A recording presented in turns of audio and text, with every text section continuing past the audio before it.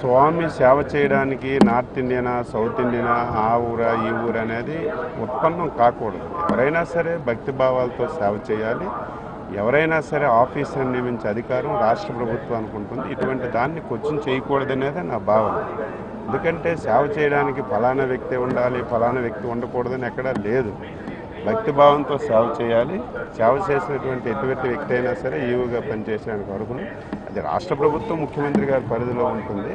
దాన్ని కామెంట్ చేయడం అనేది ఆయన వ్యక్తిగతం. దాన్ని నేను ఏమి విమర్శించదలుచు. మీరు చూశారు, నేను అదే అంటున్నాను, టీడీపీ మార్క్ అనేది ఎప్పుడు కనిపిస్తుంది. గత ప్రభుత్వాల హయాంలో ఎప్పుడు టీటీడీ నిరంతరం విమర్శలతో ఎప్పుడు ఉండేది. ఈరోజు విమర్శలు అనే పదం ఎక్కడా లేదు. నేనేదో మంత్రిగా చెప్పడం కాదు, మీరు నిరంతరం ఇక్కడ ఉంటున్నారు. పరిశుభ్రత కానీ, డిసిప్లైన్ కానీ, ఇక్కడ ఉన్నటువంటి ఏర్పాట్లు కానీ, వచ్చిన ప్రతి ఒక్కరికి ఇబ్బంది లేకుండా నీట్గా దర్శనం స్వామి భాగ్యం కల్పించి మళ్ళీ పంపించే విషయంలో ఎక్కడ కూడా ఇదేదో మనం చెప్పుకోవడం కాదు, పబ్లిక్ నిరంతరం కూడా చర్చించుకుంటున్నారు.